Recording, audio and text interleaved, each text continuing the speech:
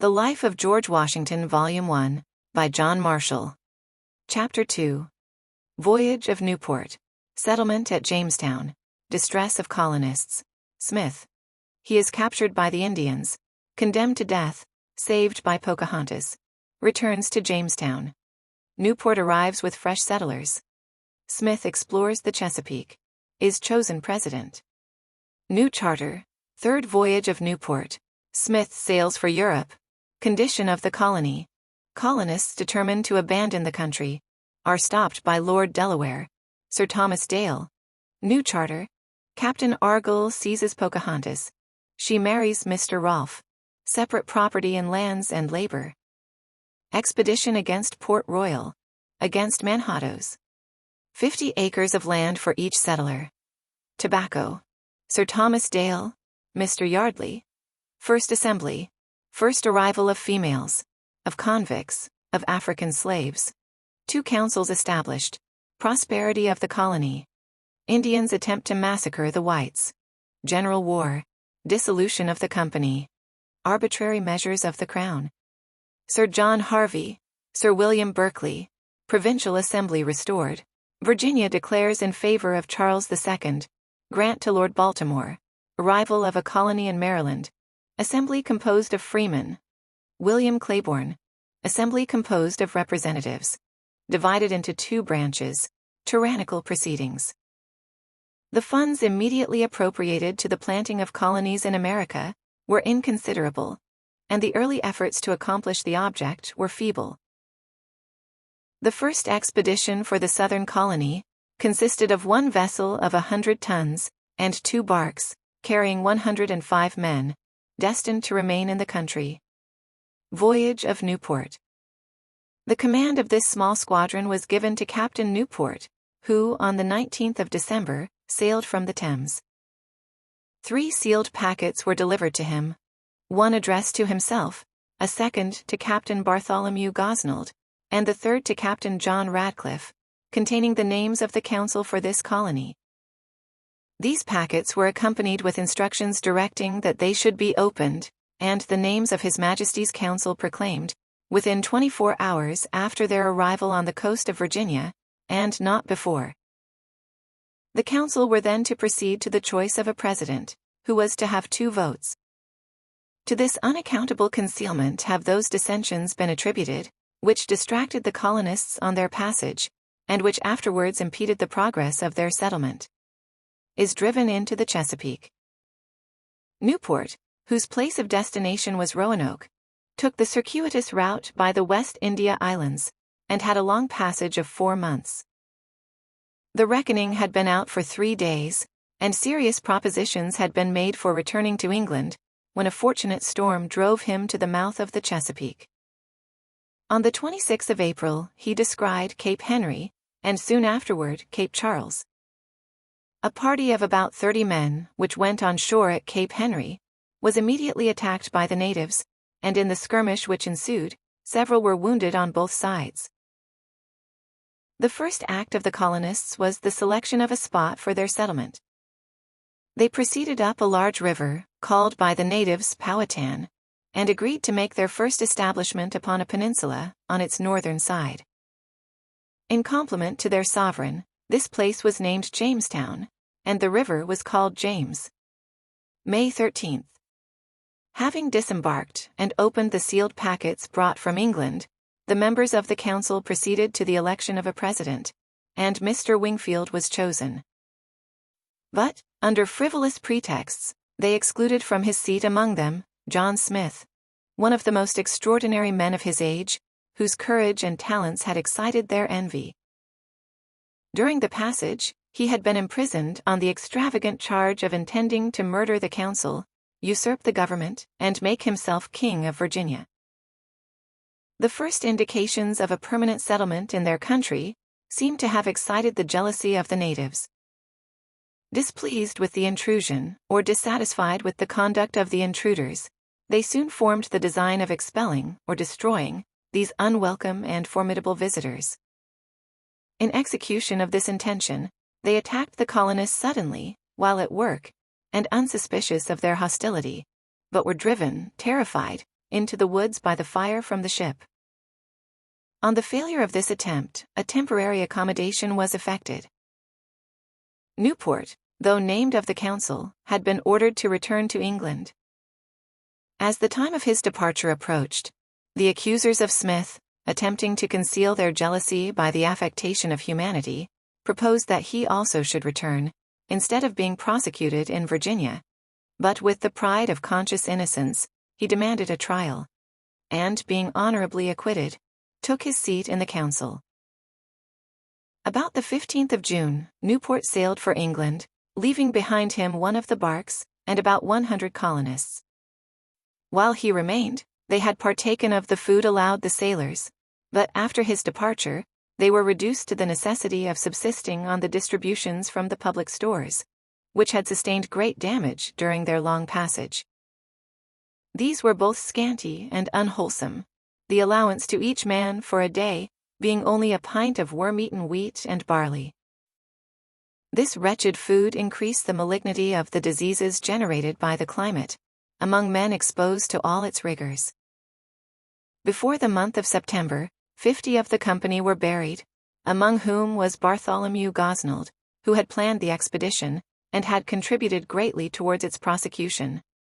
Their distress was increased by internal dissension. The president was charged with embezzling the best stores of the colony, and with feasting at his private table, on beef, bread, and aqua vitae, while famine and death devoured his fellow adventurers. The odium against him was completed by the detection of an attempt to escape from them and their calamities, in the bark which had been left by Newport. In the burst of general indignation which followed the discovery of this meditated desertion, he was deposed, and Radcliffe chosen to succeed him. As misfortune is not unfrequently the parent of moderation and reflection, this state of misery produced a system of conduct towards the neighboring Indians, which, for the moment, disarmed their resentments, and induced them to bring in such supplies as the country afforded at that season. It produced another effect of equal importance. A sense of imminent and common danger called forth those talents which were fitted to the exigency, and compelled submission to them.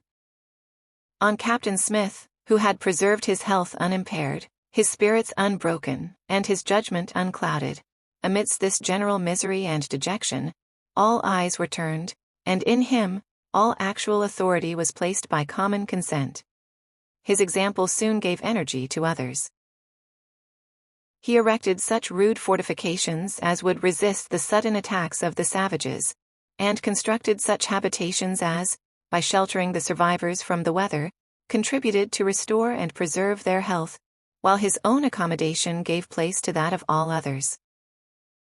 In the season of gathering corn, he penetrated into the country at the head of small parties, and by presents and caresses to those who were well disposed, and by attacking with open force, and defeating those who were hostile, he obtained abundant supplies.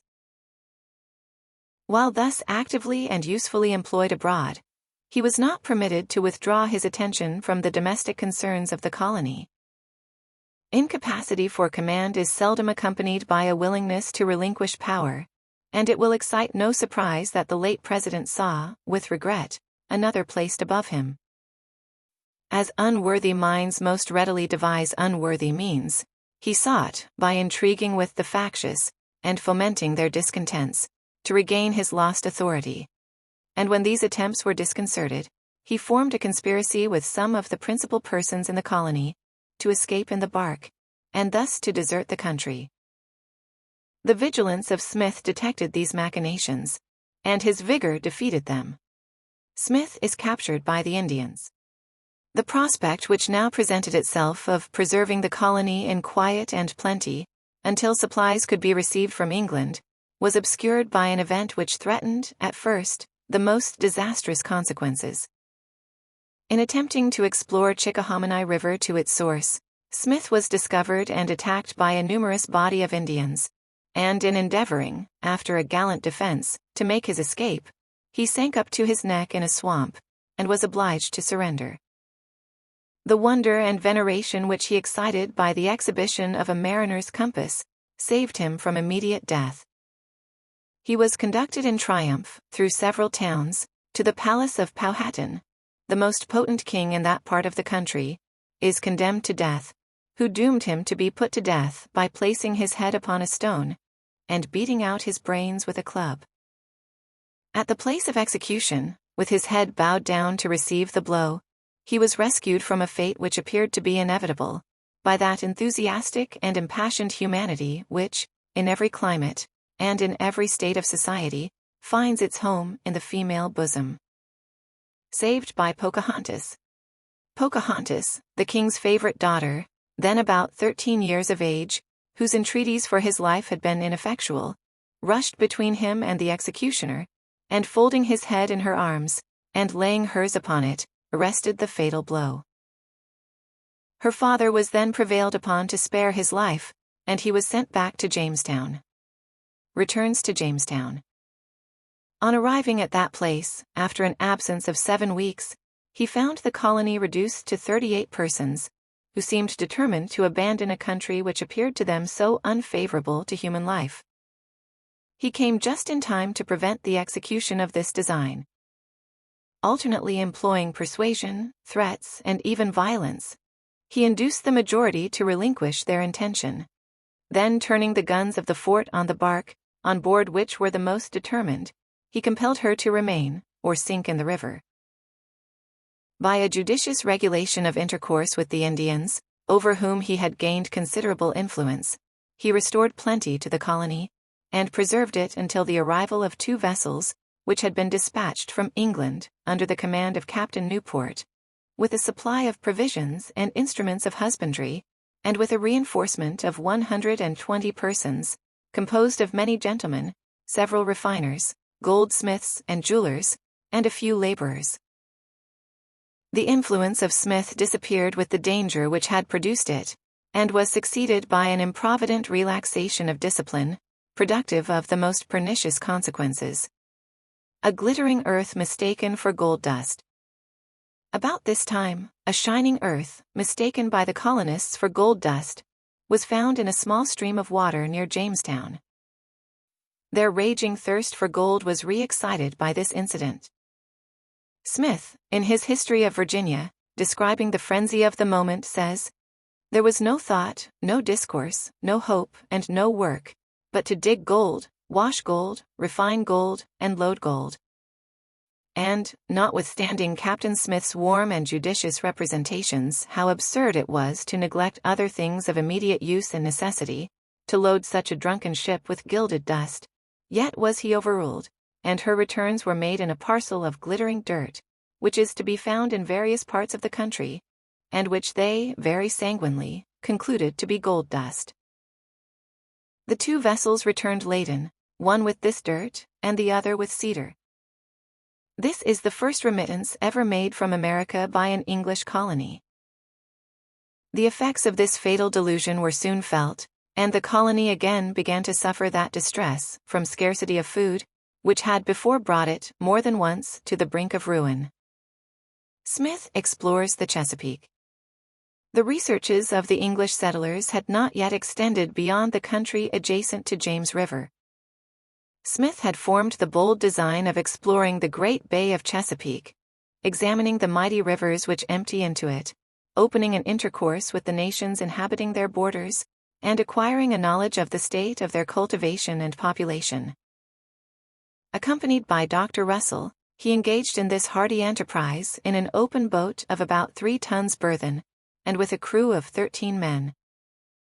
On the 2nd of June, he descended the river in company with the last of Newport's 2 vessels, and parting with her at the Capes, began his survey at Cape Charles. With great fatigue and danger, he examined every river, inlet, and bay, on both sides of the Chesapeake, as far as the mouth of the Rappahannock. His provisions being exhausted, he returned, and arrived at Jamestown on the 21st of July.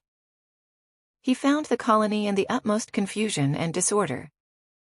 All those who came last with Newport were sick, the danger of famine was imminent, and the clamor against the president was loud and universal. The seasonable arrival of Smith restrained their fury. The accounts he gave of his discoveries, and the hope he entertained that the waters of the Chesapeake communicated with the South Sea, extended their views and revived their spirits. They contented themselves with deposing their president, and, having in vain urged Smith to accept that office, elected his friend Mr. Scrivener as vice president. After employing 3 days in making arrangements for obtaining regular supplies, and for the government of the colony, Smith again sailed with 12 men, to complete his researches into the countries on the Chesapeake. From this voyage he returned on the 7th of September, having advanced as far as the river Susquehanna, and visited all the countries on both shores of the bay.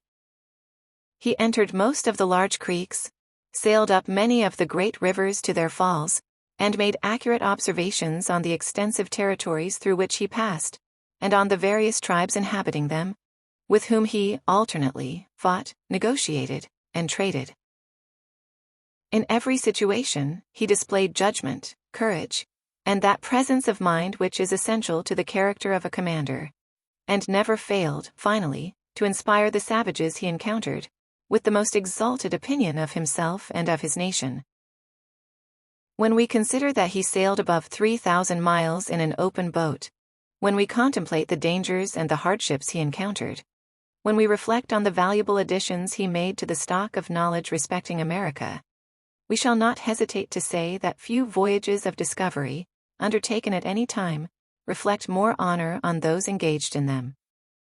So full and exact, says Dr. Robertson, are his accounts of that large portion of the American continent comprehended in the 2 provinces of Virginia and Maryland, that after the progress of information and research for a century and a half, his map exhibits no inaccurate view of both countries, and is the original, on which all subsequent delineations and descriptions have been formed. On his return from this expedition, Smith was chosen president of the council, and yielding to the general wish, accepted the office. Soon after, Newport arrived with an additional supply of settlers, among whom were the 2 first females who had ventured to the present colony. But he came without provisions. The judicious administration of the president, however, supplied the wants of the colonists, and restrained the turbulent. Encouraged by his example, and coerced by his authority, a spirit of industry and subordination was created among them, which was the parent of plenty and of peace. The company in England, though disappointed in the hope of discovering a passage to the Pacific, and of finding mines of the precious metals, still indulged in golden dreams of future wealth. To increase their funds, as well as their influence and reputation, by the acquisition of additional numbers, to explain and enlarge their powers and privileges, and to ensure a colonial government conforming to their own views and wishes, the company petitioned for a new charter, which was granted on the 23rd of May. New Charter. Some of the first nobility and gentry of the country, and most of the companies of London, with a numerous body of merchants and tradesmen, were added to the former adventurers, and they were all incorporated, by the name of the Treasurer and Company of Adventurers of the City of London, for the first colony in Virginia. To them were granted, in absolute property, the lands extending from Cape or Point Comfort, along the sea-coast, 200 miles to the northward, and from the same point, along the sea-coast, 200 miles to the southward, and up into the land throughout, from sea to sea, west and northwest, and also all the islands lying within 100 miles of the coast of both seas of the precinct aforesaid, to be holden as of the manor of East Greenwich, in free and common soccage, and paying, in lieu of all services, 1/5 of the gold and silver that should be found. The corporation was authorized to convey, under its common seal, particular portions of these lands to subjects or denizens, on such conditions as might promote the intentions of the grant. The powers of the President and Council in Virginia were abrogated, and a new council in England was established, with power to the company to fill all vacancies therein by election. This council was empowered to appoint and remove all officers for the colony, and to make all ordinances for its government, not contrary to the laws of England, and to rule the colonists according to such ordinances. License was given to transport to Virginia all persons willing to go thither, and to export merchandise free from customs for 7 years.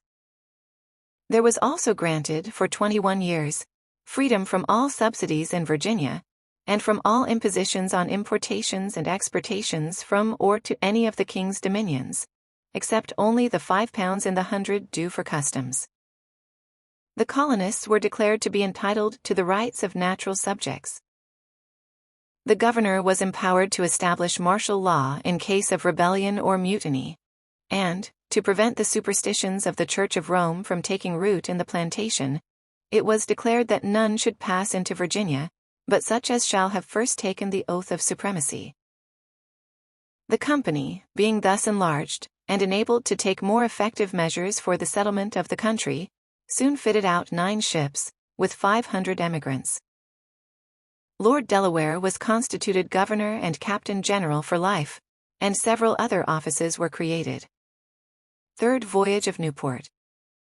The direction of the expedition was again given to Newport, to whom and Sir Thomas Gates and Sir George Somers, powers were severally granted to supersede the existing administration, and to govern the colony until the arrival of Lord Delaware.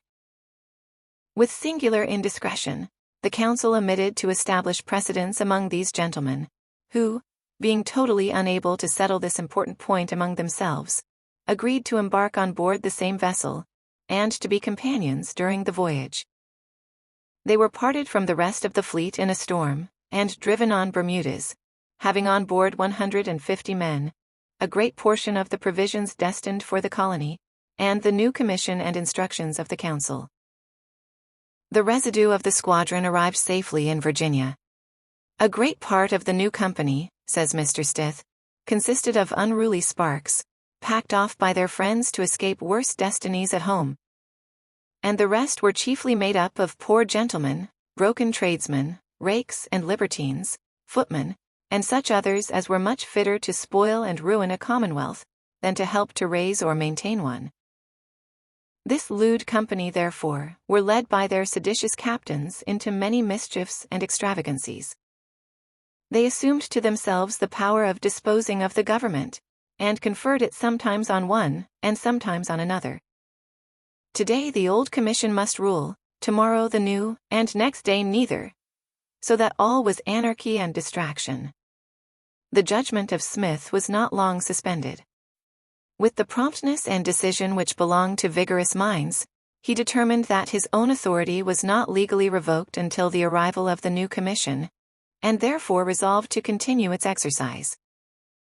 Incapable of holding the reins of government with a feeble hand, he exhibited, on this emergency, that energy and good sense which never deserted him when the occasion required them. After imprisoning the chief promoters of sedition, and thereby restoring regularity and obedience, he, for the double purpose of extending the colony, and of preventing the mischiefs to be apprehended from so many turbulent spirits collected in Jamestown, detached 100 men to the falls of James River, under the command of West, and the same number to Nansemond, under that of Martin. These persons conducted their settlements with so little judgment, that they soon converted all the neighboring Indians into enemies. After losing several parties, they found themselves in absolute need of the support and direction of Smith. These were readily afforded, until a melancholy accident deprived the colony of the aid of a man whose talents had, more than once, rescued it from that desperate condition into which folly and vice had plunged it. Returning from a visit to the detachment stationed at the falls of James River, his powder bag took fire, while he was sleeping in the boat, and, in the explosion, he was so severely wounded as to be confined to his bed. Smith returns to England. Being unable to obtain the aid of a surgeon in the colony, he embarked for England about the beginning of October. State of the colony. At his departure, the colony consisted of about 500 inhabitants.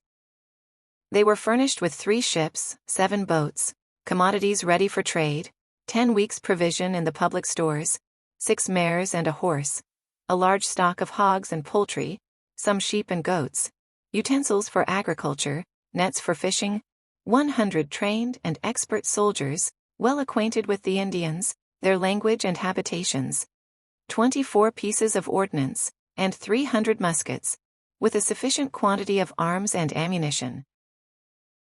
The fair prospects of the colony were soon blasted by a course of folly and crime, of riot and insubordination. Numerous pretenders advanced their claims to the supreme command. The choice at length fell upon Captain Percy, who derived much consideration from his virtues, as well as from his illustrious family. But his talents, at no time equal to this new and difficult station, were rendered still less competent to the task by a long course of ill health. Being generally confined by sickness to his bed, he was incapable of maintaining his authority, and total confusion ensued, with its accustomed baneful consequences. The Indians, no longer awed by the genius and vigor of Smith, attacked the colony on all sides. West and Martin, after losing their boats and nearly half their men, were driven into Jamestown. The stock of provisions was lavishly wasted, and famine added its desolating scourge to their other calamities. After devouring the skins of their horses, and the Indians they had killed, the survivors fed on those of their companions who had sunk under such accumulated misery. The recollection of these tremendous sufferings was long retained, and, for many years, this period was distinguished by the name of the starving time. In 6 months, the colony was reduced, by these distresses, to 60 persons, who could not have survived 10 days longer, when they were relieved from this state of despair by the arrival of Sir Thomas Gates, Sir George Somers, and Captain Newport, from Bermuda. They abandoned the country. The determination to abandon the country was immediately taken, and the wretched remnant of the colony embarked on board the vessels and sailed for England. None dropped a tear, says Mr. Chalmer, because none had enjoyed one day of happiness. Stopped by Lord Delaware. Fortunately, they met Lord Delaware, who prevailed on them to return, and on the 10th of June, resettled them at Jamestown. By mildness of temper, attention to business, and judicious exercise of authority, this nobleman restored order and contentment to the colony, and again impressed the Indians with respect for the English name. Unfortunately, ill health obliged him to resign the government which he placed in the hands of Mr. Percy, and sailed for the West Indies, leaving in the colony about 200 persons in possession of the blessings of health, plenty, and peace. Sir Thomas Dale. On the 10th of May, Sir Thomas Dale, who had been appointed to the government, arrived with a fresh supply of men and provisions, and found the colony relapsing into a state of anarchy, idleness, and want. It required all the authority of the new governor to maintain public order, and to compel the idle and the dissolute to labor. Some conspiracies having been detected, he proclaimed martial law, which was immediately put in execution. This severity was then deemed necessary, and is supposed to have saved the settlement. In the beginning of August, Sir Thomas Gates, who had been appointed to succeed Sir Thomas Dale, arrived with 6 ships, and a considerable supply of men and provisions. After receiving this addition to its numbers, the colony again extended itself up James River, and several new settlements were made. Extravagant accounts of the fertility of Bermuda, having reached England, the company became desirous of obtaining it as a place from which Virginia might be supplied with provisions. Application was therefore made to the Crown for a new patent, to comprehend this island, and in March a charter was issued, granting to the Treasurer and Company all the islands situate in the ocean within 300 leagues of the coast of Virginia. New Charter. By this charter, the corporation was essentially new modeled. It was ordained that 4 general courts of the adventurers should be holden annually, for the determination of affairs of importance, and weekly meetings were directed, for the transaction of common business. To promote the effectual settlement of the plantation, license was given to open lotteries in any part of England. These lotteries, which were the first ever drawn in England, brought £29,000 into the treasury of the company. When they were discontinued in 1620, on the complaint of the House of Commons, they were declared to have supplied the real food by which Virginia had been nourished. About this time an event took place, which was followed by important consequences to the colony. Provisions in Jamestown continuing to be scarce, and supplies from the neighboring Indians, with whom the English were often at war, being necessarily uncertain, Captain Argall, with 2 vessels, was sent round to the Potomac for a cargo of corn. While obtaining the cargo, he understood that Pocahontas, who had remained steadfast in her attachment to the English, had absented herself from the home of her father, and lay concealed in the neighborhood. Captain Argall seizes Pocahontas. By bribing some of those in whom she confided, Argall prevailed on her to come on board his vessel, where she was detained respectfully, and brought to Jamestown. He was induced to take this step by the hope that the possession of Pocahontas would give the English an ascendancy over her father, who was known to dote on her. In this, however, he was disappointed. Powhatan offered corn and friendship, if they would first restore his daughter, but, with a loftiness of spirit which claims respect, rejected every proposition for conciliation which should not be preceded by that act of reparation. During her detention at Jamestown, she made an impression on the heart of Mr. Rolfe, a young gentleman of estimation in the colony, who succeeded in gaining her affections. They were married with the consent of Powhatan, who was entirely reconciled to the English by that event, and continued, ever after, to be their sincere friend. This connection led also to a treaty with the Chickahominys, a brave and daring tribe, who submitted themselves to the English, and became their tributaries. About the same time, an important change took place in the internal arrangements of the colony. Heretofore no separate property and lands had been acquired, and no individual had labored for himself. The lands had been held, cleared and cultivated in common, and their produce carried into a common granary, from which it was distributed to all. This system was to be ascribed, in some measure, to the unwise injunction contained in the royal instructions, directing the colonists to trade together for 5 years in one common stock. Its effect was such as ought to have been foreseen. Industry, deprived of its due reward, exclusive property in the produce of its toil, felt no sufficient stimulus to exertion, and the public supplies were generally inadequate to the public necessities. Separate property and lands. To remove this cause of perpetual scarcity, Sir Thomas Dale divided a considerable portion of land into lots of 3 acres, and granted one of them, in full property, to each individual. Although the colonists were still required to devote a large portion of labor to the public, a sudden change was made in their appearance and habits. Industry, impelled by the certainty of recompense, advanced with rapid strides, and the inhabitants were no longer in fear of wanting bread, either for themselves, or for the emigrants from England. Early in the following year, Sir Thomas Gates returned to England, leaving the government again with Sir Thomas Dale. This gentleman detached Captain Argall on an enterprise of which no immediate notice was taken, but which was afterwards recollected with indignation. The French, who had directed their course to the more northern parts of the continent, had been among the first adventurers to North America. Their voyages of discovery are of a very early date, and their attempts to establish a colony were among the first which were made. After several abortive efforts, a permanent settlement was made in Canada, in the year 1600, and the foundation of Quebec was laid in the year 1600. In November 1603, Henry IV. appointed de Monts Lieutenant General of that part of the territory which he claimed, lying in North America, between the 40th and 46th degrees of north latitude, then called Acadie, with power to colonize and to rule it. And he soon afterwards granted to the same gentleman and his associates an exclusive right to the commerce of peltry in Acadie and the Gulf of St. Lawrence.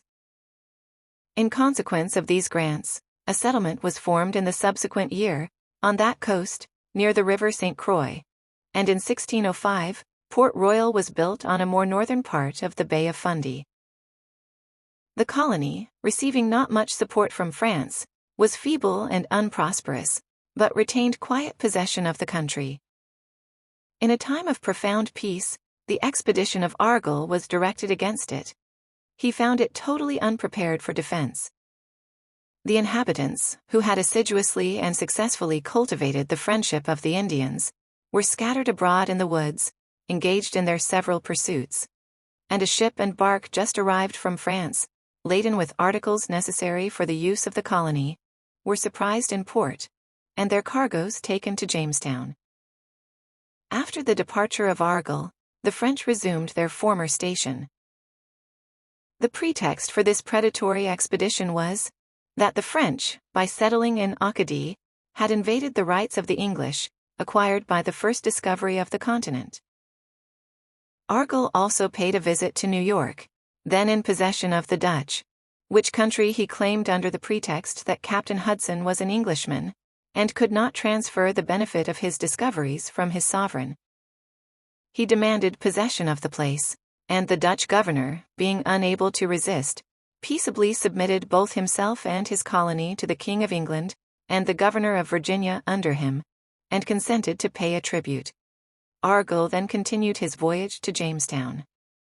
But another governor soon afterwards arriving from Amsterdam with better means of asserting the title of his nation, the payment of the tribute was refused, and the place put in a state of defense.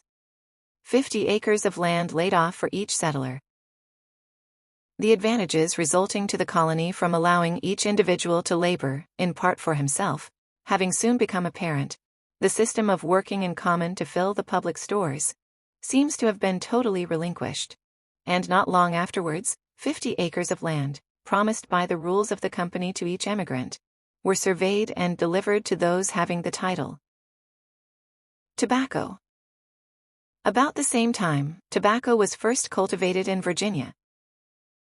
This plant, although detested by the king, who even wrote a pamphlet against it, which he styled a counterblast, although discountenanced by the leading members of Parliament, and even by the company, who issued edicts against its cultivation, although extremely unpleasant to persons not accustomed to it, and disagreeable in its effects, surmounted all opposition, and has, by an unaccountable caprice, been brought into general use, and become one of the most considerable staples of America.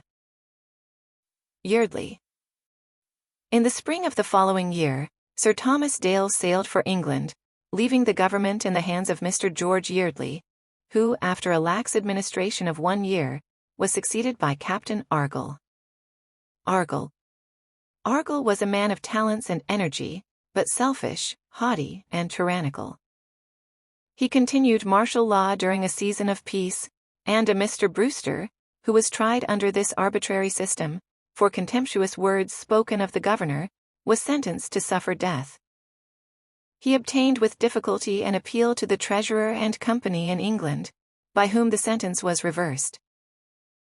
While martial law was, according to Stith, the common law of the land, the governor seems to have been the sole legislator. His general edicts mark the severity of his rule. He ordered that merchandise should be sold at an advance of 25 per centum, and tobacco taken in payment at the rate of 3 shillings per pound, under the penalty of 3 years' servitude to the company. That no person should traffic privately with the Indians, or teach them the use of firearms, under pain of death. That no person should hunt deer or hogs without the governor's permission. That no man should shoot, unless in his own necessary defense, until a new supply of ammunition should arrive, on pain of a year's personal service. That none should go on board the ships at Jamestown, without the governor's leave. That every person should go to church on Sundays and holidays, under the penalty of slavery, during the following week for the first offense, during a month for the second, and during a year and a day for the third. The rigor of this administration necessarily exciting much discontent, the complaints of the Virginians at length made their way to the company. Mr. Yeardley. Lord Delaware being dead, Mr. Yeardley was appointed Captain General, with instructions to examine the wrongs of the colonists, and to redress them. The new governor arrived in April, and soon after, to the inexpressible joy of the inhabitants, declared his determination to convoke a colonial assembly. This is an important era in the history of Virginia. Heretofore, all legislative authority had been exercised, either by the corporation in England, or by their officers in the colony. The people had no voice, either personally, or by their representatives, in the government of themselves, and their most important concerns were managed by persons often unacquainted with their situation, and always possessing interests different from theirs. They now felicitated themselves on having really the privileges of Englishmen. First Colonial Assembly. This first assembly met at Jamestown on the 19th of June. The colony being not then divided into counties, the members were elected by the different boroughs, amounting at that time to 7. From this circumstance, the popular branch of the legislature received the appellation of the House of Burgesses, which it retained until all connection with England was dissolved. The assembly, composed of the governor, the council, and burgesses, met together in one apartment, and there discussed the various matters which came before them. The laws then enacted, which, it is believed, are no longer extant, were transmitted to England for the approbation of the Treasurer and Company. Although the emigrations from England continued to be considerable, few females had crossed the Atlantic. Men without wives could not consider their residence in the country as permanent, and must intend, after amassing some wealth, to return to their native land. First arrival of females. To remove this impediment to the population of the colony, 90 girls, of humble fortune and spotless character, were transported by the company to Virginia, and in the subsequent year, they were followed by 60 of the same description. They were received by the young planters as a blessing which substituted domestic happiness for the cheerless gloom of solitude, and the face of the country was essentially changed.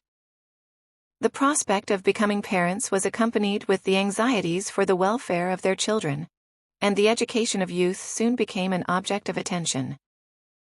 The necessity of seminaries of learning was felt, and several steps were taken towards founding the college, afterwards established by William and Mary, and of convicts. About the same time the company received orders from the king to convey to Virginia 100 idle and dissolute persons, then in custody of the Knight Marshal. These were the first convicts transported to America. The policy which dictated this measure was soon perceived to be not less wise than it was humane. Men who, in Europe, were the pests of the body politic, made an acceptable addition to the stock of labor in the colony. And, in a new world, where the temptations to crime seldom presented themselves, many of them became useful members of society. Heretofore, the commerce of Virginia had been engrossed by the corporation. In the year 1620, this distressing and unprofitable monopoly was given up, and the trade was open to all. African slaves. The free competition produced by this change of system was of essential advantage to the colony, but was the immediate cause of introducing a species of population which has had vast influence on the past, and may affect the future destinies of America, to an extent which human wisdom can neither foresee nor control. A Dutch vessel, availing itself of this commercial liberty, brought into James River 20 Africans, who were immediately purchased as slaves. 2 councils established. In July, the company passed an ordinance establishing a frame of government for the colony. This instrument provided that there should be 2 supreme councils in Virginia, the one to be called the Council of State, to be appointed and displaced by the Treasurer and Company, and to assist the governor with advice on executive subjects, the other to be denominated the General Assembly, and to consist of the governor, the Council of State, and burgesses, to be chosen for the present, by the inhabitants of every town, hundred, or settlement, in the colony, 2 for each. The Assembly was empowered to enact general laws for the government of the colony, reserving a negative to the governor. Its acts were not to be in force until confirmed by the General Court in England, and the ratification returned under its seal. On the other hand, no order of the General Court was to bind the colony until assented to by the Assembly. A controversy concerning the importation of tobacco into the European dominions of the Crown, which had for some time existed between the King and the Company, was, at length, adjusted. The King had demanded high duties on that article, while he permitted its importation from the dominions of Spain, and also restrained its direct exportation from Virginia to the warehouses of the company in Holland, to which expedient his exactions had driven them. It was at length agreed that they should enjoy the sole right of importing that commodity into the kingdom, for which they should pay a duty of 9 pence per pound, in lieu of all charges, and that the whole production of the colony should be brought to England. The industry, population, and produce of the colony were now greatly increased. At peace with the Indians, they had extended their settlements to the Rappahannock and to the Potomac. This change of circumstances having rendered it inconvenient to bring all causes to Jamestown before the governor and council, who had heretofore exercised all judicial power in the country, county courts, inferior courts were established, to sit in convenient places, in order to render justice more cheap and accessible to the people. Thus originated the county courts of Virginia. In this year the cup of prosperity, which the colonists had begun to taste, was dashed from their lips by an event which shook the colony to its foundation.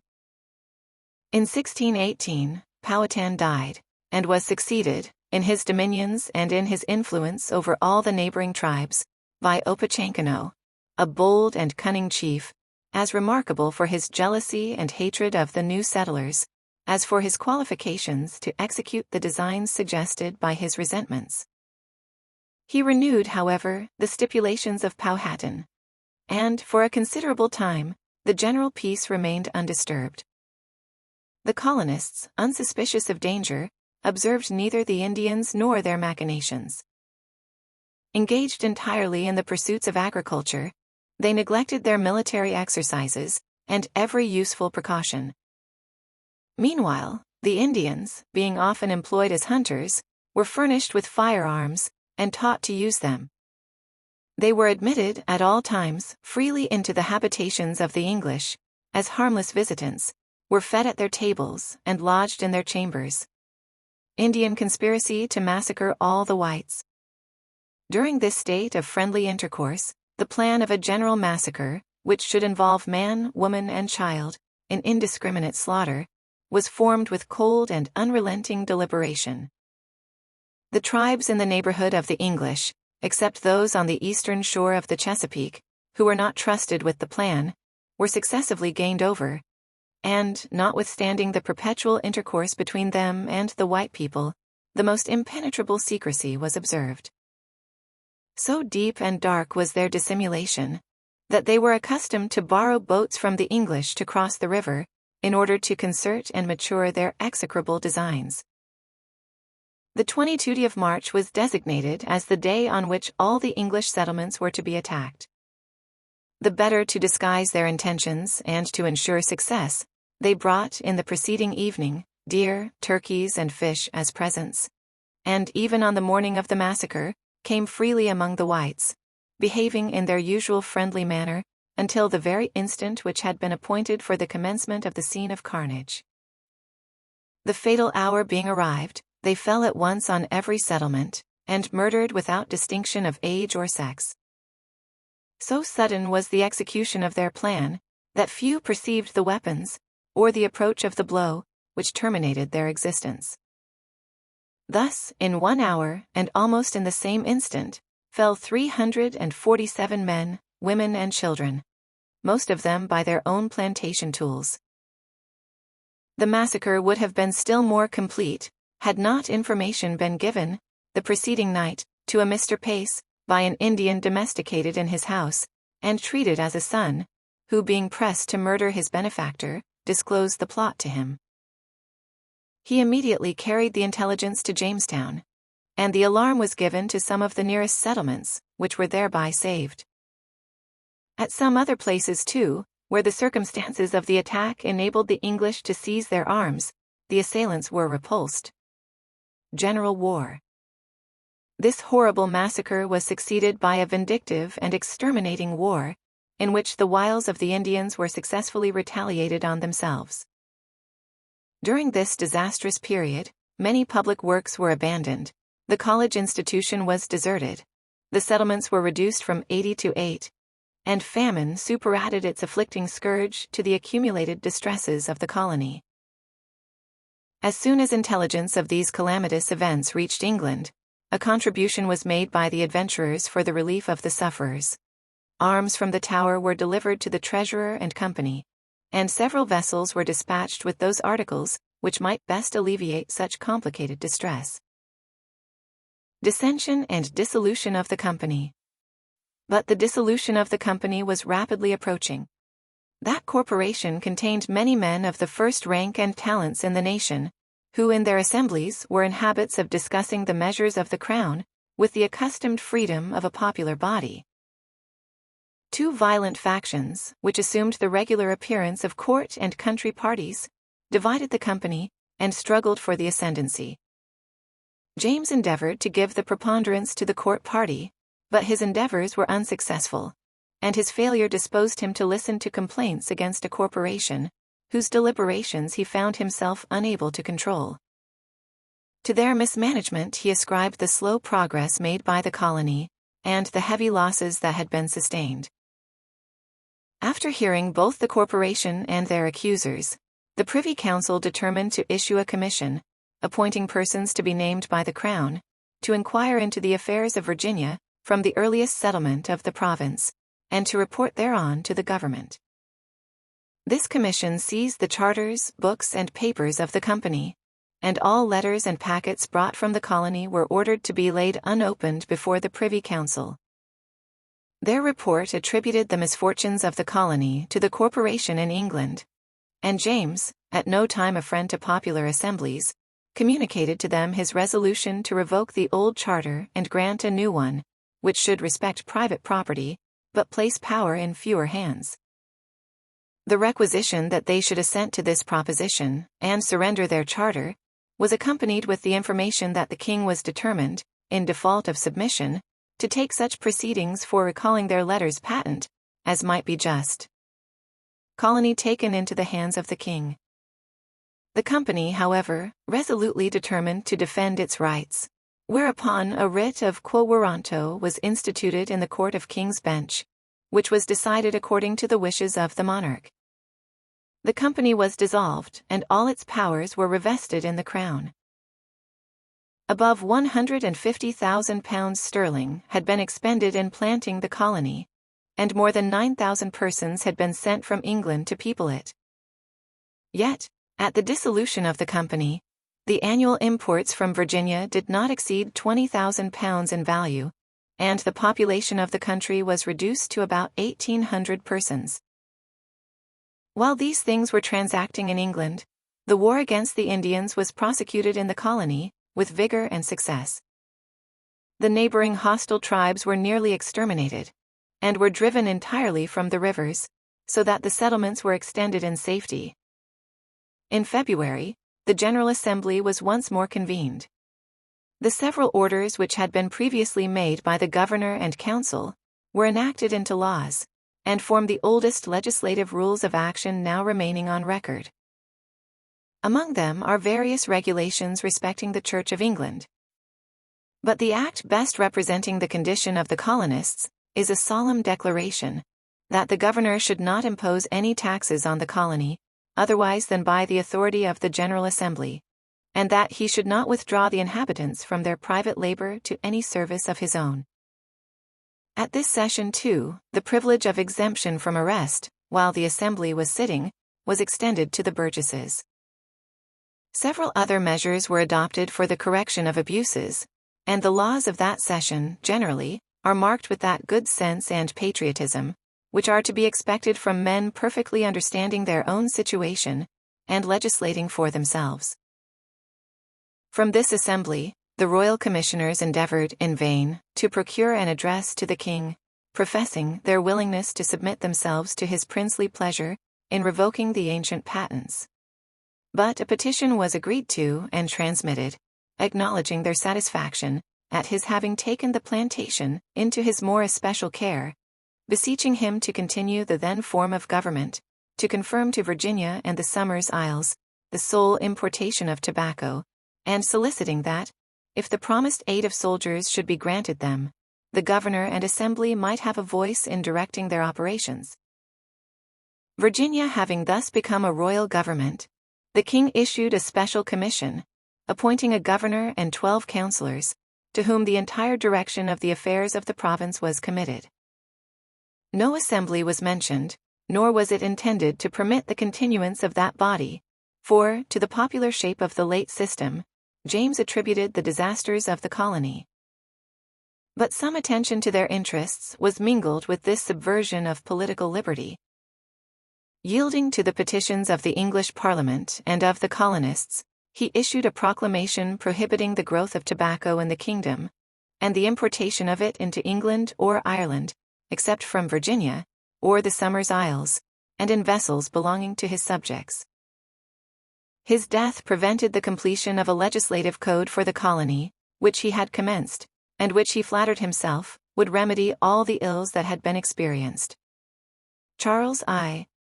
Arbitrary measures of the Crown.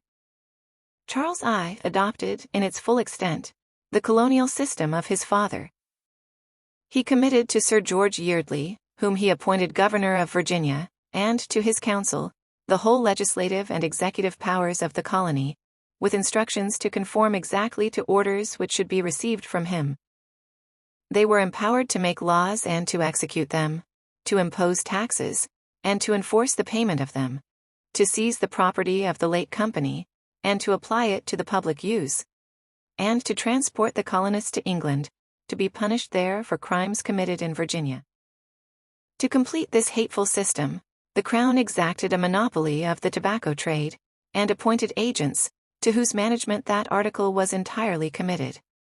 Sir John Harvey. The full pressure of these arbitrary regulations was not felt till Sir John Harvey, on the Sir John death of Sir George Yeardley, was appointed governor of Virginia. The mind of this gentleman is represented by the historians of the day as having been of a structure to make even tyranny more odious.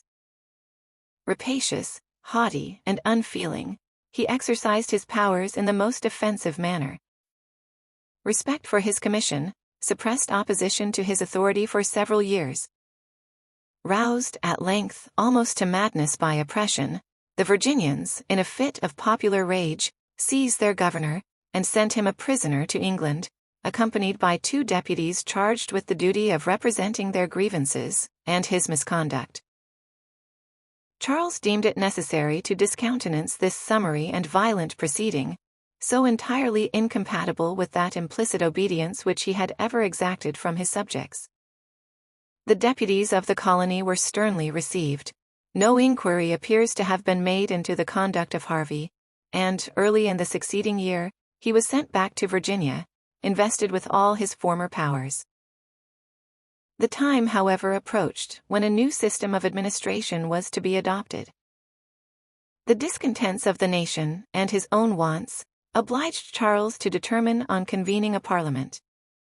He was probably unwilling to increase the ill temper resulting from his maladministration at home, by bringing before the representatives of the people complaints of the despotism which had been exercised in America. Sir William Berkeley. To this change of circumstances may be ascribed the appointment of Sir William Berkeley to succeed Harvey as governor of Virginia. In almost every respect, this gentleman was unlike his predecessor.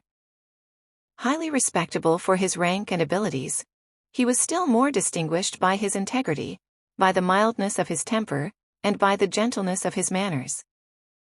To complete the satisfaction of the colonists, he was empowered and directed to summon the burgesses of all the plantations, to meet the governor and council in the General Assembly, and thereby to restore to the people their share in the government.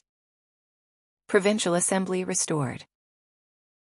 These changes had such an effect in Virginia that, when afterward informed of a petition presented in the name of the Assembly to Parliament, praying for the restoration of the ancient patents and corporation government, the General Assembly not only transmitted an explicit disavowal of it, but sent an address to the King, expressing their high sense of his favor towards them, and earnestly desiring to continue under his immediate protection. During the Civil War, as well as after the establishment of the Commonwealth, they continued firm in their attachment to the royal family. The House of Commons, however, having succeeded in the establishment of its power over England, was not disposed to permit its authority to be questioned in Virginia. An ordinance was passed declaring that, as the colonies were settled at the cost and by the people of England, they are and ought to be subordinate to, and dependent on, that nation, and subject to such law and regulations as are or shall be made by Parliament. That in Virginia and other places, the powers of government had been usurped by persons who had set themselves up in opposition to the Commonwealth, who were therefore denounced as rebels and traitors, and all foreign vessels were forbidden to enter the ports of any of the English settlements in America. As the men who then governed were not in the habit of making empty declarations, the Council of State was empowered to send a fleet to enforce obedience to Parliament. Sir George Askew was accordingly detached with a powerful squadron, and was instructed to endeavor, by gentle means, to bring the colonists to obedience. But if these failed, to use force, and to give freedom to such servants and slaves of those who should resist, as would serve in the troops under his command. After reducing Barbados and the other islands to submission, the squadron entered the Chesapeake. Berkeley, having hired a few Dutch ships, which were then trading to Virginia, made a gallant resistance, but unable long to maintain so unequal a contest, he yielded to superior force, having first stipulated for a general amnesty. He then withdrew to a retired situation, where, beloved and respected by the people, he resided as a private man, until a counter-revolution called him, once more, to preside over the colony. After the revocation of the charter, it became more easy to obtain large grants of land. This circumstance, notwithstanding the tyranny of the provincial government, promoted emigration, and considerably increased the population of the colony. At the commencement of the Civil War, Virginia was supposed to contain about 20,000 souls. While the Ordinance of 1650 forbidding all trade between the colonies and foreign nations was dispensed with in favor of Republican New England, it was rigorously enforced against the loyal colony of Virginia. These restrictions were the more burdensome, because England did not then furnish a sufficient market for all the produce, nor a supply for all the wants of the colonies. This severity was not calculated to detach the affections of the people from the royal family.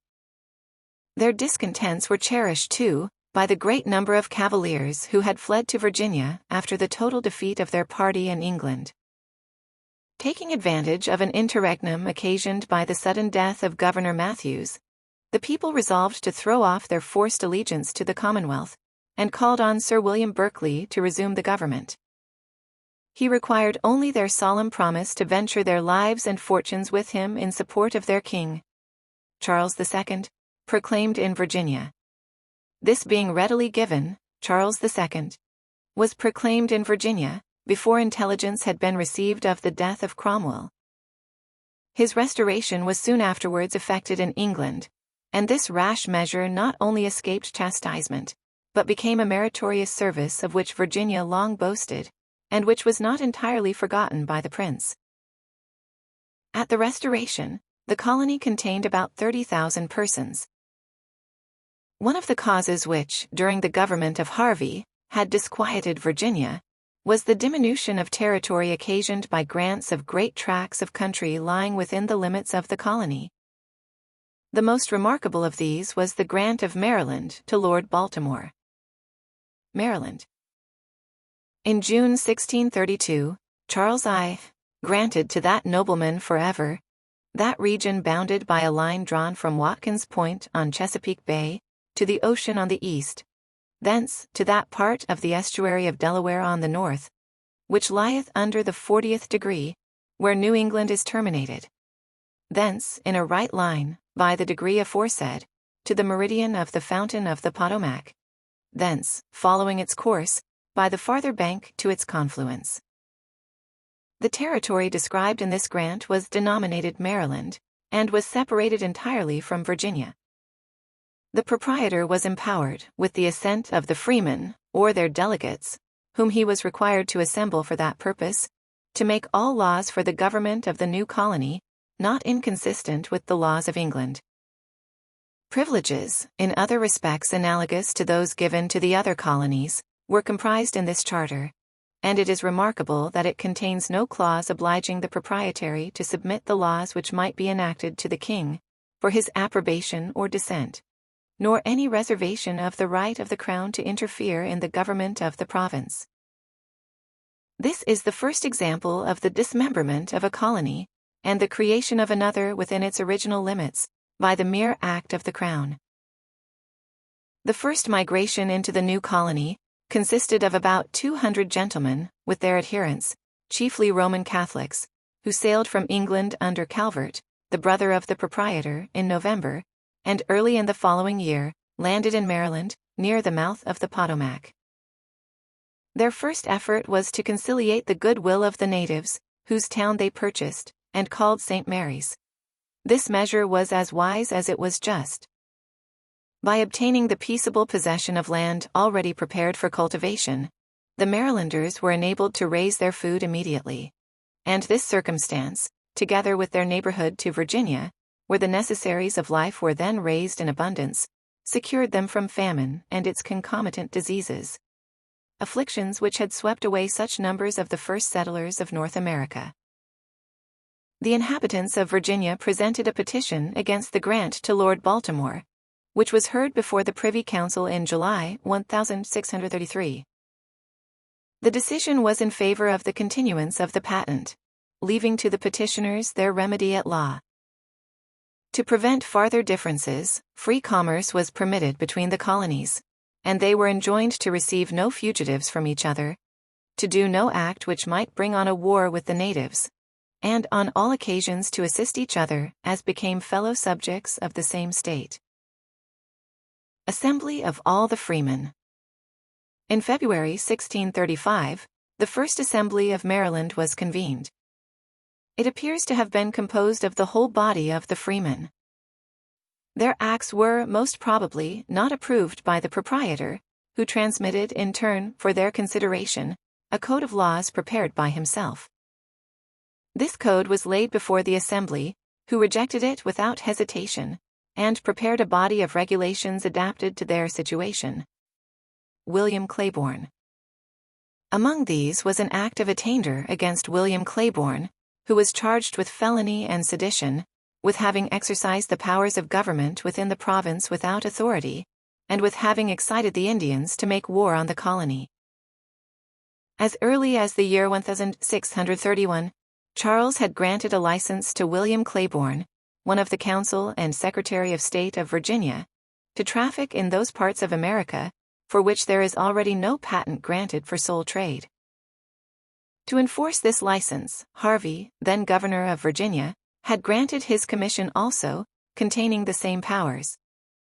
Under this license and commission, Claiborne made a small settlement in the Isle of Kent, near Annapolis, which he continued to claim, and refused to submit to the jurisdiction of Maryland. Not content with infusing his own turbulent spirit into the inhabitants of Kent Island, he scattered jealousies among the natives, and persuaded them that the newcomers were Spaniards and enemies of the Virginians.